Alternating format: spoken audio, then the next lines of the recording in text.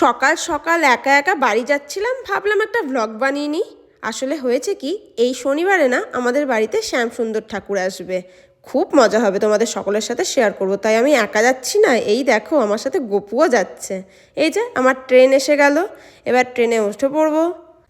এই ট্রেনটা কিন্তু আমার বেশ অভ্যাস খারাপ করে দিয়েছে জানো।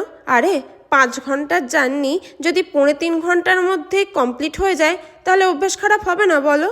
বরের সাথে ভিডিও কলে গল্প করতে করতে হুশ করে পৌঁছে গেলাম আমার বাড়ি, মানে রামপুরহাট। স্টেশনে হাঁটতে হাঁটতে ভাবলাম একটু সিনেমাটিক শট নেওয়া যাক।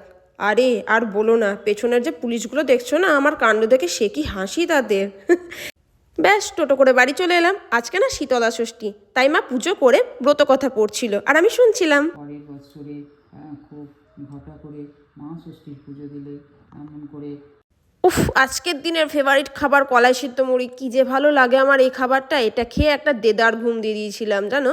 ঘুম থেকে উঠে সুজি খেলাম, তারপরে মা বাবার সাথে গল্প করতে করতে একটু টিভি দেখে নিলাম। তারপরে আমি আমার কাজে বসে গেলাম, মানে এডিটিং করতে বসে পড়লাম। এরপর ফুলকো ফুলকো লুচি, আলু ভাজা আর ক্ষীর চমচম দিয়ে ডিনারটা সেরে ফেললাম। এরপরে ভিডিওটা এডিট করে পোস্ট করে দেবো, তারপর বরের সাথে ভিডিও কলে গল্প করে ঘুমিয়ে পড়বো। ব্যাস এইভাবেই কেটে গেল আজকের দিনটা। চলো কালকে তোমাদের সাথে আবার দেখা হবে। Tata, bye bye.